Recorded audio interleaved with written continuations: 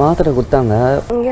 Interview எடுப்போமா அவங்க வரும்போது இப்படி ஒன்று ட்ரை பண்ணி இருந்திருக்கலாமே சார். அவனுக்கு தெரியாத காமன் கேம்ல நீயும் பொம்மை நானும் பொம்மை டாஸ்க்ல இவர் தான் வின் பண்ணிருக்காரு. அண்ட் இந்த week best performers worst performers இந்த நபர்களை தான் இப்ப சொல்ல போறேன். வீடியோ ஃபுல்லா பாருங்க. சரி, இந்த ஒரு டால் டாஸ்க்ல ஜெஃப்ரி தான் வந்து வின் பண்ணிட்டாப்ல. கண்டிப்பா டிசர்விங் தான். ஏன்னா நிறைய அடிபட்டு உதப்பட்டு கடைசியில வந்து வின் பண்ணிருக்காப்ல. பாராட்ட வேண்டிய விஷயம் தான். அண்ட் இந்த வீக்குக்கான பெஸ்ட் பெர்ஃபார்மர்ஸா சாச்சனாவும் ஜெஃப்ரி வந்து செலக்ட் பண்ணிருக்காங்க. அண்ட் நிறைய ஃப்ரேம்ல அவங்க தெரிஞ்சாங்கன்னே சொல்லணும். அது மட்டும் இல்ல கேப்டன்சி டாஸ்க்ல அவங்க 2 பேர் தான் வந்து நிக்க போறாங்க. சோ ஆரம்பத்துல இருந்து இப்ப வரைக்கும் இந்த 2 பேரும் பெஸ்ட் பெர்ஃபார்மர் லிஸ்ட்ல வந்தது இப்பதாங்க. அண்ட் வொர்ஸ்ட் பெர்ஃபார்மர்ஸா வந்து பாத்தீங்கன்னா ராணவ் மஞ்சேரி இந்த 2 பேர் வந்து செலக்ட் ஆகியிருக்காங்க.